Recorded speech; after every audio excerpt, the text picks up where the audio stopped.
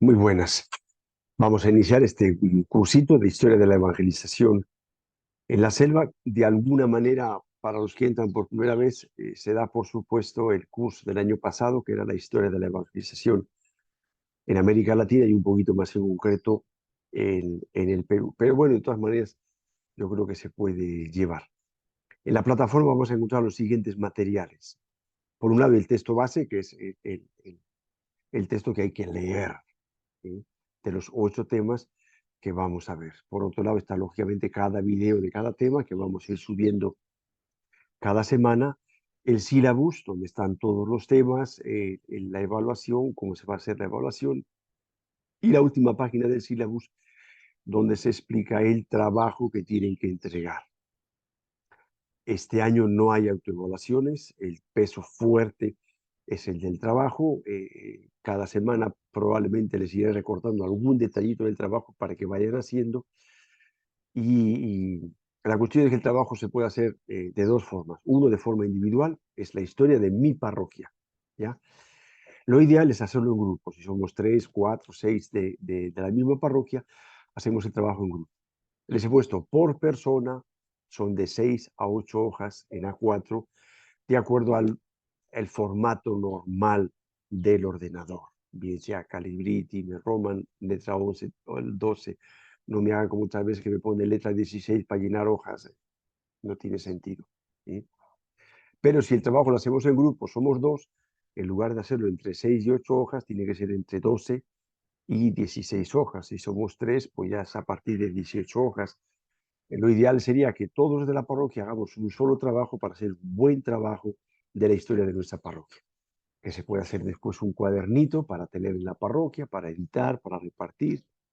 De ahí se puede hacer también un PowerPoint y en algún momento de la parroquia presentar a la gente la historia de la parroquia, porque esto ayuda a que nos identifiquemos con nuestra parroquia. Y aunque no lo he puesto ahí, también es muy interesante recopilar fotos de la historia de la parroquia. Una manera muy sencilla de dar a conocer la historia de la parroquia es una pequeña exposición de fotos, lógicamente con su pie de foto, explicando un poquito lo que es, lo que representa ahí, quiénes salen, la fecha. Y también sería bueno, yo en su momento no lo hice, me llamaron la atención, con razón, poner también de quién procede la foto, ¿no? Foto cedida, perdón, por la familia ISPE, lo que sea, por poner. Y de ahí consigo, como digo, una pequeña historia de la parroquia a través de las fotos, que es muy fácil y muy asequible para todos. De ahí después igual se pueden enamorar y poder comprar o coger, o la cosa es que lo lean, ese pequeño folletito o cuadernito o libro que vamos haciendo de la historia de nuestra parroquia. Les pongo también los que son uno solo y es una parroquia más o menos antigua, pues puedo coger los 50 últimos años. Las parroquias últimas más jóvenes, en Huancabamba y cosas así, en Constitución, pues es más fácil porque tienen unos poquitos años de parroquia. No hay muchas parroquias que tengan más de 100 años, tampoco es tan complicado. Entonces, animarles a que puedan hacer un buen trabajito. En la plataforma les voy a dejar también la fecha de la historia de las misiones franciscanas. Está sacado principalmente de un documento que hizo el padre Daniel en los años 80 y yo he ido ampliando hasta el sínodo de la Amazonía como una especie de cronología que nos ayuda un poquito a irnos ubicando. Y les dejo también ahí la monografía del Vicariato Apostólico de San Ramón que hicimos precisamente con el trabajo de los alumnos de la escuela hace 3 años, el año 2020. Lógicamente no está actualizado todo, hay algunos párrocos que ya han cambiado, algunas religiosas que ya no están, pero bueno, como una pequeña referencia también les puede valer. Animarles a hacer este trabajito que nos sirve para qué, para primero nosotros conocer la historia de nuestra parroquia y darla a conocer. Una de las cosas que nos ayuda a identificarnos es conocer nuestra historia. A todos creo nos gusta conocer la historia de mi papá y de mi mamá, cómo se conocieron, cómo se enamoraron, cómo se juntaron, cómo se casaron. ¿Por qué? Porque es nuestra historia y nos ayuda a identificarnos más como familia, en este caso como parroquia. Esa es un poquito la idea de este curso. Los que no pertenecen al vicariato o son de otros lugares, bueno, pues hagan la historia de su parroquia también. aunque lógicamente nosotros vamos a ir agarrando toda la selva y los últimos temas, el séptimo y el octavo, nos vamos a ir centrando. El séptimo en las prefecturas apostólicas y de ahí ya nos centramos propiamente en el vicariato apostólico de San Ramón, pero no quita para que ustedes puedan hacer el trabajo de su parroquia. Todo esto supone preguntar, buscar qué libros hay en la parroquia y las parroquias que ya no son tan antiguas, pues buscar las personas mayores, ¿sí? Las abuelas, los abuelos, que son historia viva de la parroquia. Ahí conviene cruzar información. ¿Qué quiero decir? Que no basta con que una abuelita o un abuelito me lo cuenten para que sea así, porque muchas veces recordamos las cosas de una manera distinta, como nos conviene. Entonces ahí se cruza la información. Le pregunta al uno, le pregunta al otro, le pregunta al otro, y lo que más o menos coincide, pues entonces quiere decir que efectivamente era así. Si no coincide, pues hay que poner un poquito entre paréntesis y buscar alguna otra fuente para poder fortalecer ese contenido. ¿De acuerdo? Ese es el trabajito que hay que ir haciendo y ya iremos viendo un poquito la forma de que puedan también hacer las consultas, las preguntas, y ahí lógicamente, como en todos los cursos, hay que ir un poquito de la mano del párroco o la persona asignada en cada parroquia para que nos pueda ir acompañando. Vamos entonces con este primer tema introductorio. Bueno, aquí me sale la propaganda de que estamos pirateando y vamos allá. Yo me escondo aquí en una esquina para no estorbar. La Amazonía y los pueblos, los primeros pobladores, estamos hablando de miles de siglos antes que ha habido ya pobladores en la Amazonía. El problema es que la selva se come todo y es muy difícil encontrar restos antiguos que de alguna manera prueben la existencia de estos pueblos originarios, ¿no? Vamos a ver un poquito con la geografía porque es importante. Lamentablemente en el Perú el desconocimiento de la selva es bastante general. Preguntas a la gente de la selva, Iquitos, Pucallpa, y Loreto, Capaz, Tarapoto, no conocen mucho más. Dices, ¿cuánta es la extensión de la selva? Que suele ser una pregunta que hago cuando el examen de esta época. La mayoría no tiene ni idea. Entonces, bueno, conocer un poquito la realidad de la selva.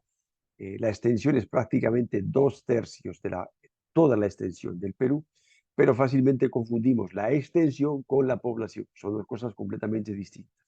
La selva es muy dispersa y por lo tanto la población es muy dispersa. De hecho, hay dos grandes ciudades, Iquitos y Pucallpa, que tienen la mayor parte de la población de la selva, ¿no? Los demás son pueblos más o menos pequeños y luego un montón de comunidades regadas por toda la selva. Bueno, lo cierto es que la Amazonía, de la que nosotros formamos parte, es el bosque tropical y el sistema de ríos más grande de todo el mundo. Esa es nuestra parte de la selva.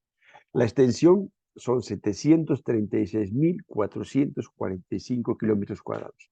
Por supuesto, no pretendo que nadie se aprenda esta cifra de memoria porque no me la sé ni yo, pero sí tener esa idea básica de que prácticamente 2/3 de la extensión del Perú es la selva, más del 60% del territorio nacional. Sin embargo, la población se cambia la tortilla, ¿eh?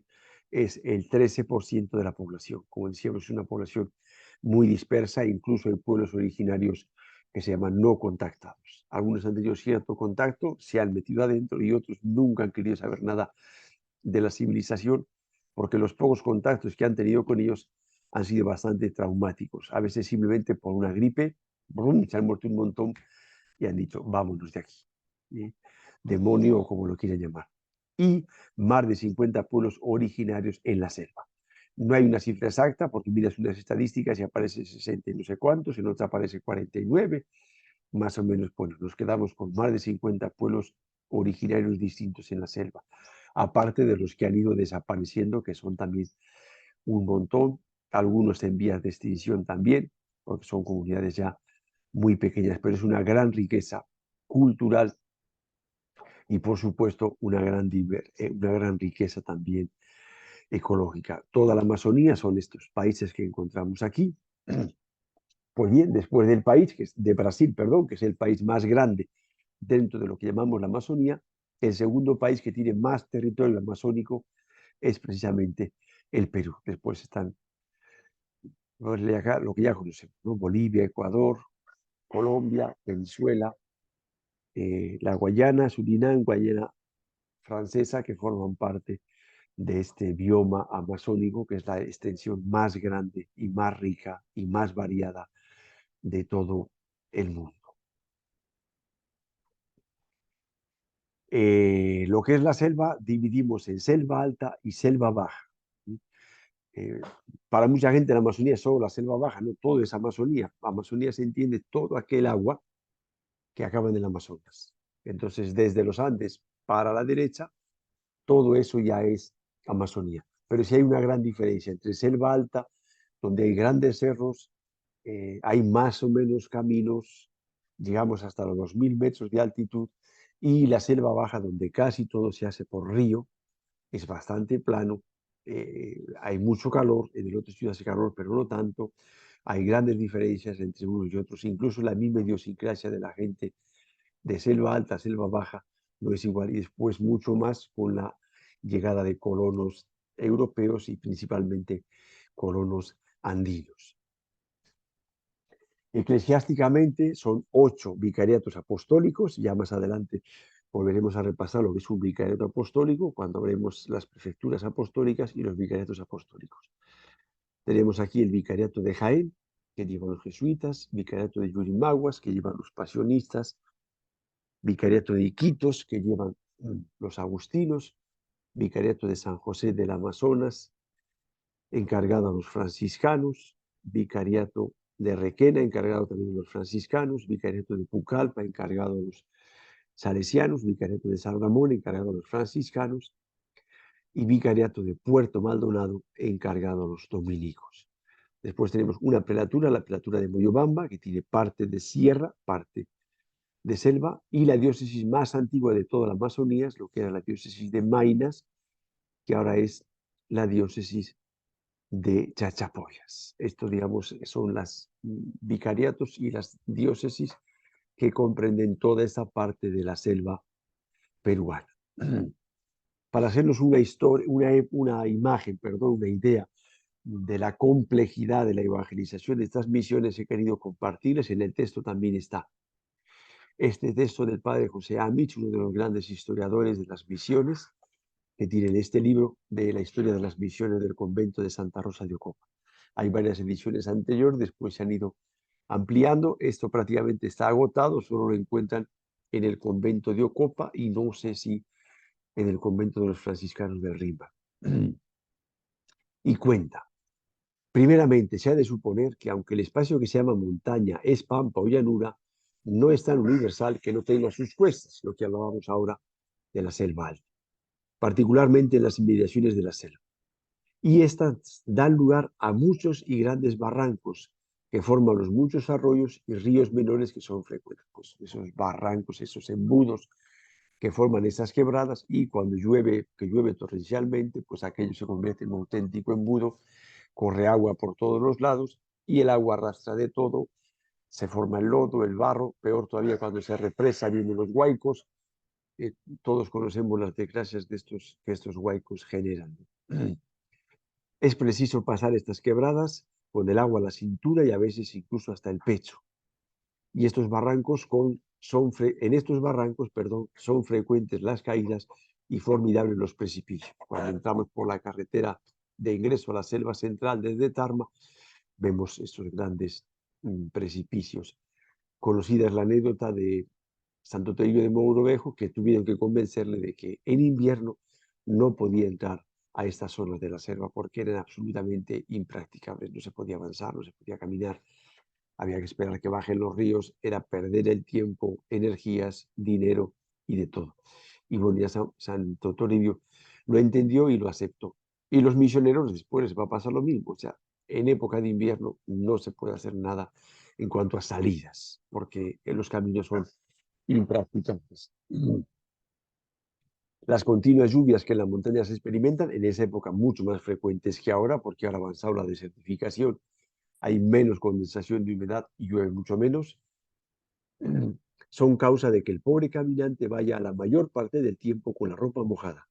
Y como el suelo está siempre húmedo y cubierto de hojarasca podrida, pues son frecuentes los resbalones. No hay calzado que aguante 8 días. En aquella época el calzado era muy rudimentario. El más seguro es el que se hace de unos trapos. A esto se agrega la facilidad de corromperse, de estropearse el bastimento, o sea, lo que llamaríamos ahora la mochila, donde llevamos la comida, eh, lo que vamos a utilizar para dormir, una especie de carpa para abrigarnos y cubrirnos de animales y de insectos y de todo eso, que lleva lo suyo. Entonces, si no se tiene mucha precaución, una precaución más que ordinaria, mucho cuidado, con la humedad se acaba pudriendo, se estropea y al final no hay manera de cargar las cosas, no las puede estar llevando así, lógicamente, en las manos. El continuo cansancio y sudor que causa al caminante el transitar por tan caluroso clima, cargado con el poco sustento que ha de comer, lógicamente tiene que llevar comida, no sabe si va a encontrar o no va a encontrar. Le obliga algunas veces el cansancio a arrimarse a un árbol, a descansar, a buscar un poquito de sombra, de fresco, y cuando imaginaba ya refrigerio, se haya cometido de fieras hormigas, cuyas picadas abrasan al fatigado peregrino. Hasta ahora existen las hormigas. Hay un árbol famoso que es la tangana, por lo menos en Selva Central, donde un castigo era atar a la persona al árbol, golpearle, dentro del árbol hay un nido y las hormigas pican y pican rico. Y la persona quedaba completamente destrozada por las picaduras de la hormiga, en algunos casos pudiendo llegar a provocar la muerte. De estas hormigas, algunas son tan malignas que sus picadas dan calentura que dura un día natural, o sea, 24 horas. Otras ocasiones la fatiga obliga a asirse, a agarrarse de algún tronco, algún bejuco, algún árbol para trepar algunas cuestas, y a veces pasa que está podrido y al estar podrido, para abajo otra vez. Dar con el caminante en el suelo o despeñarse. También se conoce la historia de Santo Toribio, que fue tirado con burra y todo. No es menos frecuente agarrarse a palos que están llenos de espinas, que en lugar de aliviar el cansancio, causan un notable dolor. Muchas de esas espinas se quedan dentro y después no hay manera de sacarlas, producen infecciones bastante fregadas, hablando en plata, en las zonas, con lo cual uno acaba bastante más maltratado todavía. Otro aliciente son los mosquitos. La muchedumbre de mosquitos es de grandísimo tormento, sobre todo en los parajes cenegosos, donde hay cochas de ríos. Las orillas de los ríos son criminales. Hasta ahora la manta blanca, a la orilla del río no puedes estarte con vivo. De modo que para descansar un poco es necesario cubrirse completamente. Y con el calor que hace, te ahogas de calor, con lo cual tienes que quitarte la ropa y estás ahí entre que me ahogo de calor y que me come el mosquito. El caso es que querías descansar y no se descansa nada. No es poca la molestia que causa lo intrincado de las arboledas, tan enredadas de bejucos y de maleza, de suerte que toda la montaña es un laberinto sembrado de enfadosos lazos. Te vas a enredar, ¿sí? Desde la tumbachola que vamos ahora, que simplemente es pasto, a todo el cruce. Lógicamente ellos tenían que ir con un machete cortando continuamente, abriendo camino. Ahora nosotros, bueno, caminamos por caminos, por carreteras, tenemos carros y aún así es complicado, a veces no llegamos. En esa época era otra historia completamente distinta, aparte de la cantidad de veces que se perdían, los que se han perdido completamente, se han despeñado y nadie ha sabido nada de ellos, aparte de los que se han ahogado cruzando los ríos. A esto se añade el continuo recelo de pisar alguna culebra, con la cual se camina por las montañas siempre entre riesgos. Yo en dos ocasiones que me han dicho que no salga del camino y me he salido, me he encontrado culebras. Una en un paseo, íbamos a agarrar una raíz y resulta que era una culebra, una jericona marrón.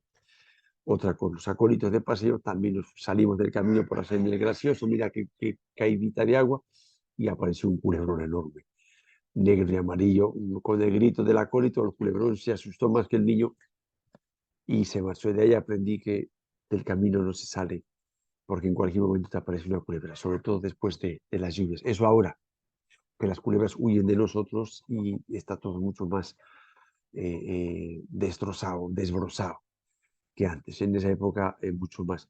Pero si hay un detalle curioso, de los 73 mártires que están en el convento de Ocopa registrados, ninguno ha sido por picadura de culebra. Algunos dicen que el Señor prometió que ninguna culebra mortal les haría daño. Y bueno, pues parece que la profecía de Jesús en ese caso se hizo realidad en este contexto. Pues esto nos permite un poquito hacernos la idea de las grandes dificultades que tuvieron que pasar los misioneros para transitar por estos caminos, a veces meses de meses para llegar a lo que nosotros ahora llegamos en 4 o 5 horas, y eso sin contar las dificultades del idioma. Si ahora nos resulta difícil entendernos con ellos que saben algo de castellano, pero su cabeza es distinta a la nuestra, como era en aquella época donde no sabía nada del idioma, para mí es un misterio cómo han conseguido entenderse con ellos. Vamos ahora un poquito a ver qué es lo que se encontraron los misioneros, la cultura autóctona, la cultura que ya existía en los distintos lugares. La selva ya hemos visto antes, hay más de 40, 50 pueblos originarios distintos, se agrupan en familias lingüísticas y la familia lingüística de alguna manera es una familia cultural también. Tienen ciertas costumbres más o menos comunes. Pero es que de unas familias lingüísticas a otras las diferencias son muy grandes. Entonces, bueno, intentar concentrar todo en una sola cosa siempre se ha arriesgado y por supuesto siempre es limitado, ¿no? Pero bueno, en general eran recolectores de frutas, de insectos, hasta ahora en muchos sitios siguen comiendo insectos, saben los que se pueden comer y los que no se pueden comer. Y horticultores de pequeñas hortalizas. Grandes cultivos normalmente no hacían. Lo que más utilizaban era la yuca, perdón, el maíz, el plátano, que no tienen mucho trabajo de estar cultivando a cada rato, porque les gustaba moverse con bastante libertad. Donde hay ríos grandes o ríos medianos que tienen pescado, eran pescadores y también cazadores de animales más o menos pequeños o más o menos medianos. Ya grandes animales, digamos que en la zona prácticamente no hay. ¿Cómo hacían sus chacras? Principalmente para la yuca y el maíz por medio del rozo. No tenían herramientas, no conocían el hierro, y este detalle es muy importante en la historia de las misiones, porque la carta de llegada a una comunidad nativa era traer herramientas. De hecho, a los jesuitas les van a reclamar en la zona de la actual Atalaya que ustedes no traen herramientas, los franciscanos sí. Y la siguiente, los jesuitas vinieron con un montón de herramientas. De hecho, hay muchos que dicen que si recibían a los misioneros, no era por el mensaje que traían, sino era por las herramientas que traían. Después, bueno, han ido conociendo, han ido viendo que es gente pacífica, que es buena gente, y les han recibido con gusto. Pero digamos que la golosina de entrada era precisamente el machete, el hacha. Yo tengo un hacha de piedra que encontraron por acá y me regalaron, y lógicamente tumbar un árbol con un hacha de piedra, pues es un trabajo ímprobo que puede llevarte un día entero. Ahí les cuento, recogiendo algunas anécdotas de historia de las misiones, como para tumbar un árbol quemaban la base, se colgaban del árbol, tiraban para acá, tiraban para allá, o sea, era toda una aventura tumbar un árbol. Con un machete, aunque tarde 2 horas en tumbar el árbol, puedo tumbar 6, 7, 8 árboles al día, con lo cual la cosa es mucho más llevadera y mucho más rápida. De hecho, si alguna vez han estado en el convento de Ocopa, van a ver que había una fragua donde hacían herramientas. Lo que ahora es la parroquia de Puerto Copa, antiguamente era el puerto de Jesús María. A partir de ahí embarcaban. Y en el puerto de Jesús María tenían también una fragua. O sea, eran indispensables las herramientas. Por eso creo que es un detalle aparentemente insignificante, pero que tiene mucha importancia en la historia de las misiones. Hasta ahora, por ejemplo, sucede en el cerco de alambre de espino que se pone para las vacas. Algunos nativos cortan las púas del alambre de púas para hacer sus flechas, porque es mucho más duro. Pero bueno, eso es una anécdota. Cazaban con lanzas, con flechas, chinganas, cerbatanas, lazos, trampas. Bueno, iban viendo más o menos las distintas formas de cazar. La pesca mediante los garlitos, una especie también de redes que se hacía con cañitas, anzuelos, flechas y barbasco que se utiliza hasta ahora, aunque está prohibido. La raíz de una planta que es venenosa lo echa en un determinado lugar del río y en esa zona los peces mueren, flotan, los recogen, los cocinan y parece que a ellos no les mata, pues si no, no lo harían. No tienen costumbre de criar animales, conseguirán después los misioneros que críen animales, pero animales menores. Hasta ahora son muy pocos los nativos que crían ganado grande, o sea, ganado vacuno básicamente, porque requiere mucha dedicación y no puedes moverte, te tiene atado. Las gallinas las meto en un costal, me las llevo a otro sitio y se acabó. O las vendo, las regalo o me las como y me voy a otro sitio y listo. Porque para ellos, vamos a ver, es muy importante esta libertad de movimientos. Van fabricando sus instrumentos de trabajo, como decíamos antes, desde las hachas de piedra, van fabricando sus armas, sus flechas, sus cerbatanas, etcétera, y la del algodón y van tejiendo y también van haciendo cerámicas, en unos más sofisticados que en otros, para sus recipientes. También hasta ahora conocemos el tumbo, creo que se llama, que se cocina, se parte por la mitad, está en un recipiente más o menos grandecito y duro, de acuerdo al tamaño del fruto.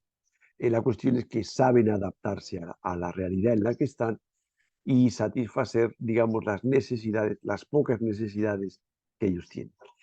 Normalmente hay una distinción de trabajos también entre el varón y la mujer. Normalmente el varón hace los trabajos más duros, la mujer los trabajos de la casa. Por lo general son más bien machistas hasta la actualidad.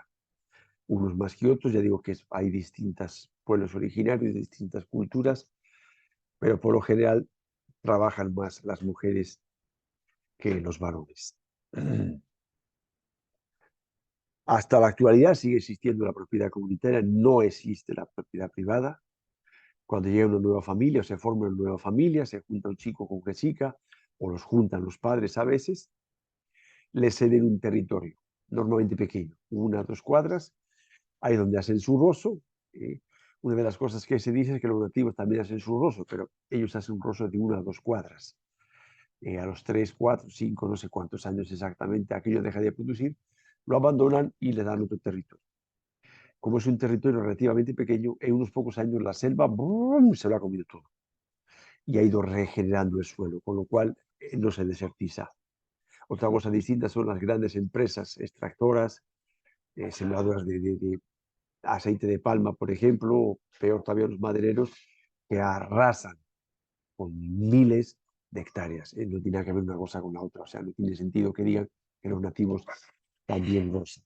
Bueno, rozaban, sembraban un poquito, hacían su casita con madera y con hoja de palmera tejida. Normalmente les ayudan a traer la hoja de palmera, porque sí, eso sí es bastante trabajoso, a tejerla y armar su techo. Eso prácticamente hasta la actualidad se sigue siendo así, tienen su propiedad comunitaria.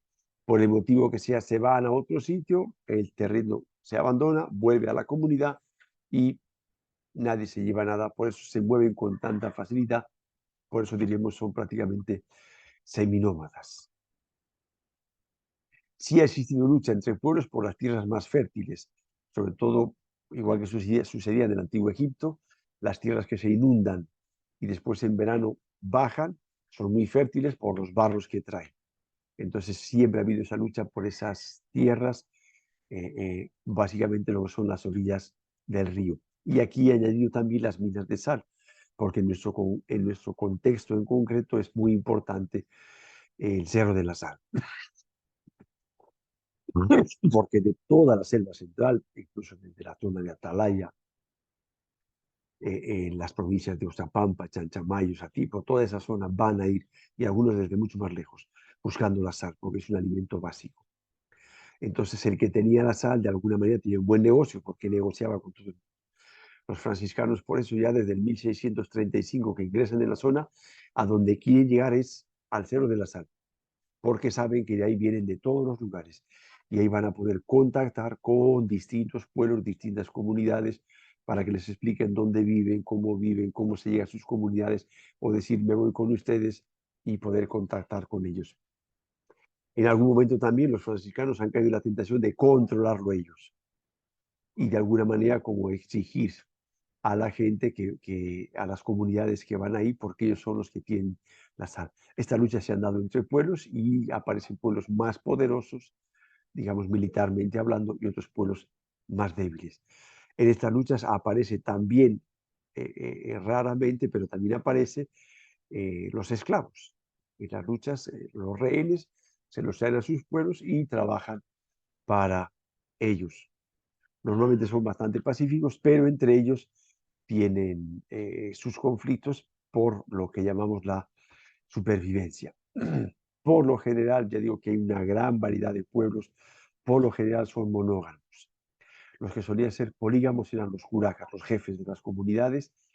Y un detalle curioso es que varias de las sublevaciones que se han visto en la historia en esta zona de la selva central hacia los misioneros, que lo veremos más adelante en otros de los temas, es por el curaca. El curaca tenía varias mujeres, en cierto modo le van aceptando mientras se va convirtiendo, pero cuando roba otra mujer a otro, el misionero franciscano o jesuita le reclama, le dice, oye, pues tan cara dura, tienes tres mujeres y encima le roba a la otra mujer, agacha la cabeza, sí, padrecito, disculpe, padrecito, pero ya se resintió. Más adelante, puede ser unos meses, puede ser incluso un año después, busca el momento, busca la emboscada y mataban al misionero. Y muchas veces después la misma gente mataba al curaca porque ellos estaban de acuerdo con lo que los misioneros hacían con ellos. Pero bueno, volviendo al tema, por lo general son monógamos, tienen una sola mujer. Un hecho importante para entender, incluso ahora, y toda esta historia de las misiones es la independencia de los hijos. En cuanto llegan a una cierta edad, 13, 14 años, se van. Se buscan su pareja o se la buscan los padres, forman su nueva familia, su nueva vida. ¿Dónde está tu hijo? ¿Dónde está tu hija? Se ha ido, ha hecho su casa, ha hecho su familia, se acabó, ¿no? Son hermanos, son primos, sí, bueno, hay una relación entre ellos, pero hay mucha independencia, mucha soltura entre ellos. Esto es importante porque va a ser uno de los problemas que van a aparecer después cuando se intenten hacer las reducciones, el reunir, reducir en un solo pueblo a distintas familias. Son seminómadas en este sentido de me canso, me aburro, me voy, agarro mis cuatro cosas, deshago mi casa, me voy a otro sitio. Hasta ahora en la actualidad, en una familia donde hay 3, 4 enfermos seguidos, enfermos graves, por supuesto, consideran que la casa está maldita, que diríamos nosotros, meten fuego a la casa y se van a otra comunidad, a otro territorio de la misma comunidad. Por eso no crían animales grandes, por eso no tienen grandes casas, por eso no acumulan grandes cosas, porque para ellos es más importante esta libertad de decir, me voy a otro sitio, me voy a otro sitio, ¿no? Unos pueblos originarios más que otros, pero prácticamente podemos decir que la mayoría eran, y en mucho sentido, siguen siendo seminómadas, sobre todo cuando entramos ya un poquito más adentro, ¿no? Hay dos principios de ellos que nos ayudan a entender un poquito toda la historia de las misiones, que es ese principio de independencia, me muevo, y esa libertad, sobre todo libertad de movimientos. Y libertad, si lo queremos decir también, de antojo. Se me ocurre una cosa y la tengo que hacer. Oye, pero es que mira que se va y se acabó. Y es una de las dificultades que va a aparecer también de la historia de las misiones, ¿no? Lo que van a llamar la volubilidad, el cambio de opinión fácil de los nativos, ¿no? Se les ocurre una cosa, la quieren hacer y la tienen que hacer, punto. Ellos entienden esa libertad de esa manera de lo que me apetece, lo que quiero hacer, por el motivo que sea, lo tengo que hacer sin pensar más consecuencias de mañana, de después o lo que sea, tengo que hacerlo y punto. Y por eso no son amigos de hacer muchos compromisos, ¿no? Aquí una pequeña representación de las lenguas, las familias lingüísticas, están hablando de familias culturales. Tenemos la familia arawak, que es la que más tenemos en nuestra zona, asánicas, asénicas, no machiguengas, machiguengas, llanesas. La familia Pano, que también conocemos, que básicamente son de los que salen ahí los Sipibocunibos, la familia Guaruna, que es por el norte, la familia Huitoto, hay varias familias, de tal manera que lo que hablamos pueblos originarios son familias distintas, algunas muy distintas de unas a otras, y para nada les gusta que les confundas a los unos con los otros o que imiten o copien algo los unos de los otros. Les gusta tener su independencia y, digamos, mantener de alguna manera su idiosincrasia.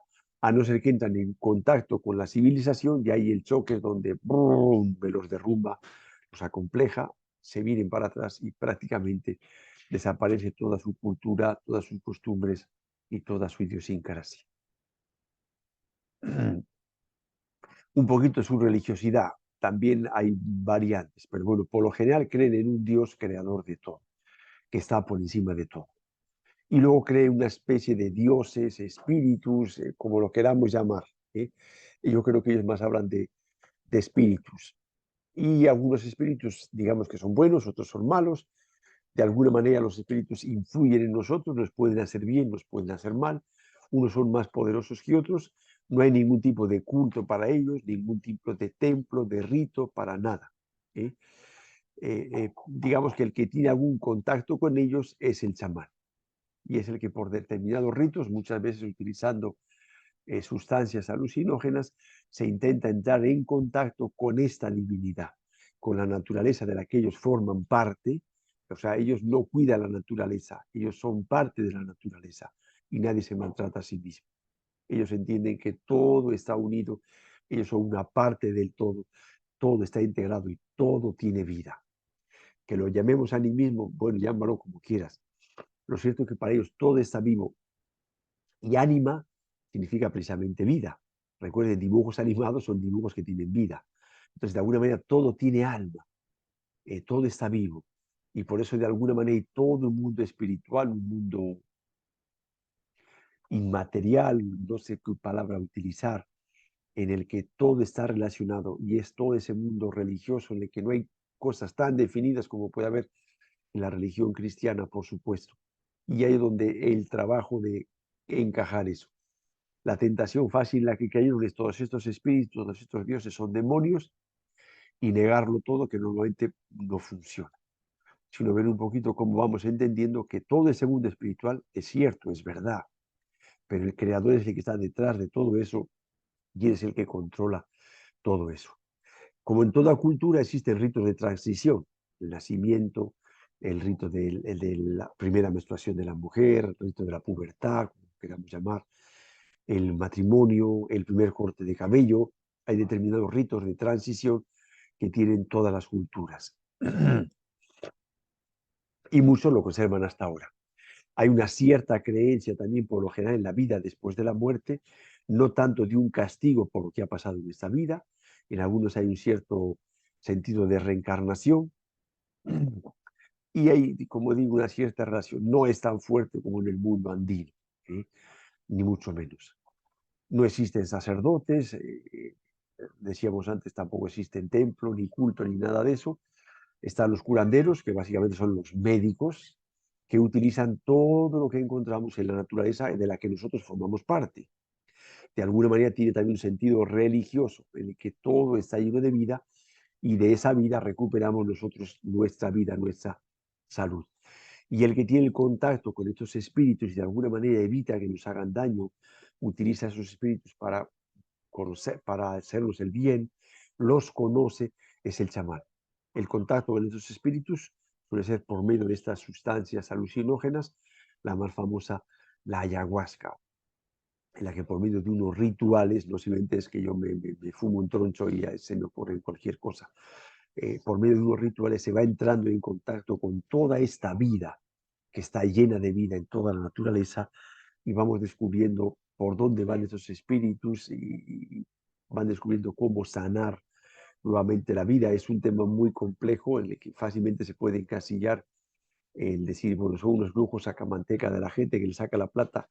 Creo que es bastante más complejo el tema y bueno, pues esto es lo que se encontraron los misioneros cuando llegaron, todo este mundo mágico lleno de vida que no se puede concretar, no se puede medir, no se puede tocar y por eso es tan difícil, perdón, de entrar en contacto con ellos. ¿De acuerdo? Bueno, esto sería básicamente el tema para este primer tema. Iremos avanzando cada semana. Eh, las clases las grabo porque donde yo estoy en OVNTN la señal es muy mala y especialmente en la noche es pésima. Pero bueno, intentaremos como otras veces poder tener una sesión, aunque sea cada 4, de poder hacer preguntas y respuestas o veremos un poquito la forma de que puedan hacer llegar sus inquietudes y las dificultades que no son de las notas que me has puesto, de la calificación de esto, sino precisamente de los contenidos que vamos teniendo.